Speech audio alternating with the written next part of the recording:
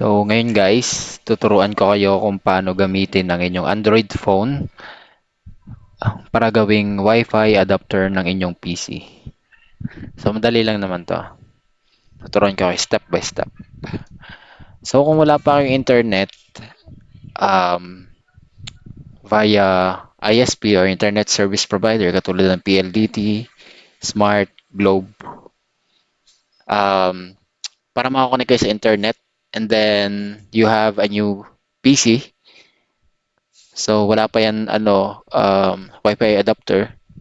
So temporarily, habang wala pa kayong internet connection from large companies, as I said a while ago, so maganda tong video na to para sa inyo. So, preface, ano bang purpose kung bakit ginawa ito? Ito nga, using your Android phone as a Wi-Fi adapter for your PC is a great way to get online if your PC doesn't have any built-in Wi-Fi adapter. So karamihan naman ng mga bagong PC ay wala naman talaga.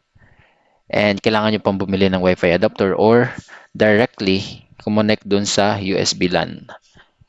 Okay, sa LAN network. Or if your Wi-Fi adapter is not working properly. So it is also a useful way to share your phone's internet connection with your PC so you can use your PC to browse the web, stream videos, and download files even when you don't have Wi-Fi access. So this purpose will guide you through the steps of using your Android phone as a Wi-Fi adapter on your PC. It is a simple process and can be done in just a few minutes. So let's go. So ano matututunan nyo sa bidyong to? So by the end of this lesson, marunong na kayong malaman kung ano mga kailangang equipment para magamit and properly install your Android phone as a Wi-Fi adapter for PC. And sama natin itong troubleshoot the internet connection from installed adapter for PC. So next, ang mga equipment natin ay dalawang items lang naman. Android phone with a working Wi-Fi or data connection. So kahit kayo ay naka data connection or data, okay lang yan, goods lang. So yung bilis nito ay case-to-case basis depende sa lugar at sa cellphone or Android phone. So next is USB cable to connect your phone to your PC. So kahit yung mga charger na pwede na yun, charger tanggalin nyo lang yung pinaka-head ng charger. So kasama naman yung pag bumili ka ng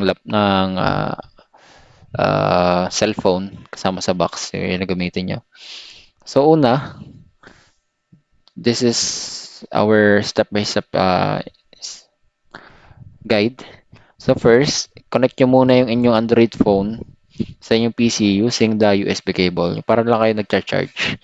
Saksak nyo yung inyong USB cable doon sa inyong PC. So, much better kung isasaksak nyo sa HDMI doon sa may kulay blue na pasukan ng USB.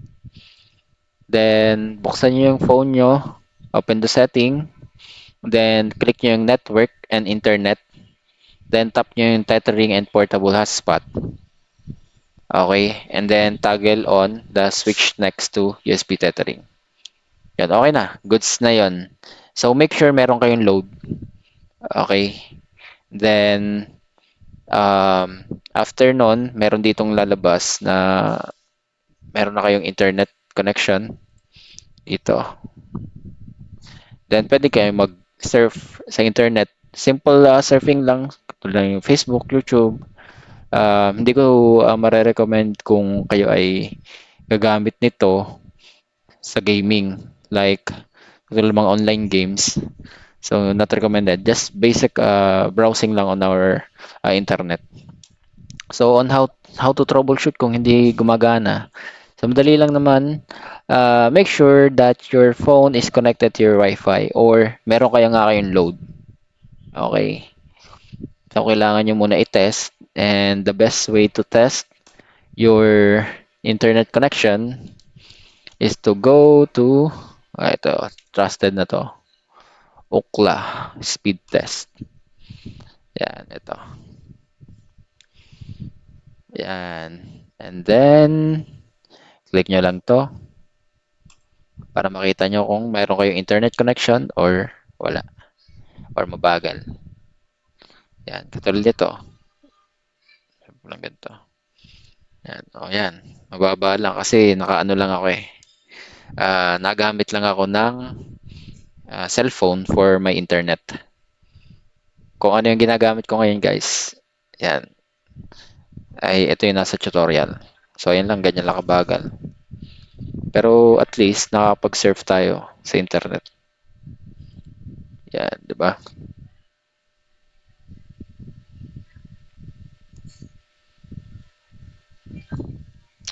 Yan, okay na. O, di ba? Meron tayong internet. So, ano lang yan, data connection lang yan. Kung ano yung nandito sa ating tutorial, yun lang din ang internet ko ngayon. Yan. So, make sure that the USB is properly connected to your phone and your PC. So, make sure na nakasaksak ng maayos or hindi maluwag yung pagkakakonect nyo dun sa USB cable nyo to your PC and also from your phone. So, pag talaga, you need to restart your phone and your PC. Kasi may mga times na mabagal, hindi mabasa yung phone sa computer or yung phone, hindi makapag-connect dun sa PC. So, dahil may mga possible na napaka-heavy na nung mga memories, may mga times na hindi na kayang mag-properly function ng PC or phone due to lack of memory. So, yan. So, next one, after, ito rin, pwede nyo rin gawin to. If you are still having trouble, try updating drivers for your phone's Wi-Fi adapter. So, may mga libre na mga update dun sa inyong mga phone. Always check the phone's update. Okay, so, minsan kasi mga outdated na. Yun lang, guys. So, madali lang naman to. So, ang conclusion natin, using your Android phone as a Wi-Fi adapter for your PC is a quick and easy way to get online. So it is a useful skill to have, especially if you have often find yourself in a situation where you need internet access but you don't have Wi-Fi available. So yun lang. Thank you so much. So sana may natutunan kayo sa video na to. At kung nagustuhan niyo ang video na to, paki-like na lang. And kung may gusto kayong idagdag or kailangan kong improve, pakilagay na lang dun sa comment section. And I will do it on our next video. So thank you so much sa panonood. Always stay safe and God bless. Thank you.